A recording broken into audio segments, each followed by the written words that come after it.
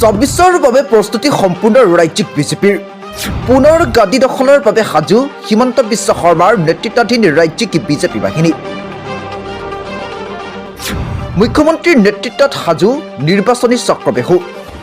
বিৰোধীক বিধ্বস্ত কৰি পুনৰ গাদী দখলৰ বাবে সাজু মুখ্যমন্ত্ৰী সন্মুখত ২০২৪ৰ বিধানসভা নিৰ্বাচন ২৪ৰ বিধানসভা নিৰ্বাচনৰ বাবে ইতিমধ্যে কঁকালত টঙালি বান্ধি সাজু হৈছে মুখ্যমন্ত্ৰীৰ নেতৃত্বাধীন ৰাজ্যিক বিজেপি বিৰোধী কংগ্ৰেছক বিতান্তৰিত কৰি শাসনৰ দুৰ্গ অক্ষুণ্ণ ৰখাৰ স্বাৰ্থত নিৰ্বাচনী তৎপৰতা বিজেপিৰ দেৱাল স্বাক্ষৰ অভিযানৰ জৰিয়তে আৰম্ভ বিজেপিৰ নিৰ্বাচনী প্ৰচাৰ শেহতীয়াকৈ ২৬ৰ নিৰ্বাচনৰ বাবে স্থিতি অটল কৰি ১১টাকৈ ডাঙৰ সিদ্ধান্ত মুখ্যমন্ত্ৰী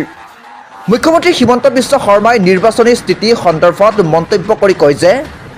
৫০টা সমষ্টিত প্ৰাৰ্থী ঘোষণা আজিও কৰিব পাৰিব বিজেপিয়ে ইয়াৰ লগতে বিৰোধী কংগ্ৰেছক কটাক্ষ কৰি মুখ্যমন্ত্ৰীৰ মন্তব্য বিজেপিত টিকটৰ নামত দিব নালাগে ধন বেলেগ দলে প্ৰতিটো টিকটৰ নামত ২০ৰ পৰা ৫০,০০০ টকা লয় এটা প্ৰশ্ন হয় ২৬ত কাৰ দখললৈ যাব দিছপুৰৰ গাদী কোন হ'ব অসমৰ পৰৱৰ্তী মুখ্যমন্ত্ৰী সেয়া সময়ত হ'ব লক্ষণীয় নিউজ ৰিপৰ্ট NV লাইভ